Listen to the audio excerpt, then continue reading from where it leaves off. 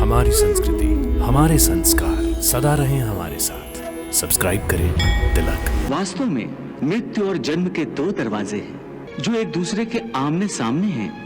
प्राणी जब मृत्यु के दरवाजे पर पहुंचता है तो उस शरीर की मृत्यु हो जाती है।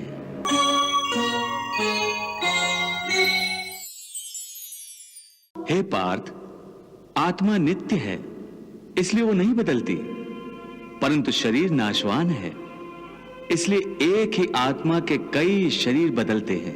हर नए जन्म में आत्मा नए नए शरीर तो बदलता ही है, बल्कि हर एक जन्म में भी उसे जो शरीर मिलता है वो एक शरीर भी उसी जन्म में बदलता रहता है। ये बात मेरी समझ में नहीं आई केशव, क्योंकि एक जन्म में तो प्राणी को एक ही शरीर मिलता है।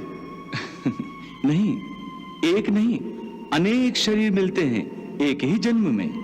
मैं अब भी नहीं समझा प्रभु। मैं समझाता हूं। याद करो अपना बचपन। उस समय अर्जुन का शरीर कैसा था? एक बालक का। और आज वो शरीर कहां है? वो शरीर तो बदल गया इस शरीर में। अर्थात वो शरीर नहीं रहा। आज तुम्हें एक युवक का शरीर मिला है।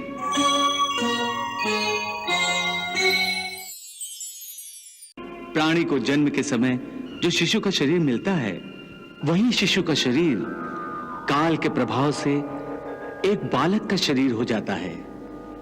फिर वो किशोर अवस्था में आता है, फिर एक जवान पुरुष का शरीर बनता है, फिर अधेड़ उम्र का, फिर बूढ़े का रूप लेकर अंत में एक सूखे पत्ते की तरह जीवन के वृक्ष से टूटकर गिर जाता है। इस प्रकार जो शरीर पल पल छिन छिन अपने विनाश की ओर बढ़ रहा है, उस शरीर की मृत्यु का शोक ज्ञानी जन नहीं करते। इसी रूप के लिए शास्त्र कहते हैं, कृष्णम वंदे जगद्गुरु।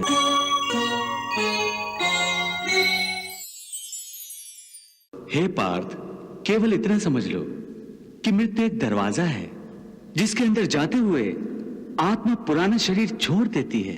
वास्तव में मृत्यु और जन्म के दो दरवाजे हैं जो एक दूसरे के आमने सामने हैं।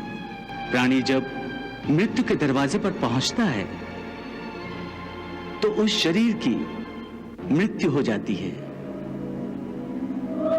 फिर आत्मा का प्रकाश उस शरीर को छोड़कर आगे चला जाता है और फिर वो प्रकाश नए जन्म के दरवाजे में प्रवेश करता है, जहां जीवात्मा को फिर से एक नया शरीर प्राप्त हो जाता है और वहां से उसके नए जन्म की नई यात्रा शुरू हो जाती है।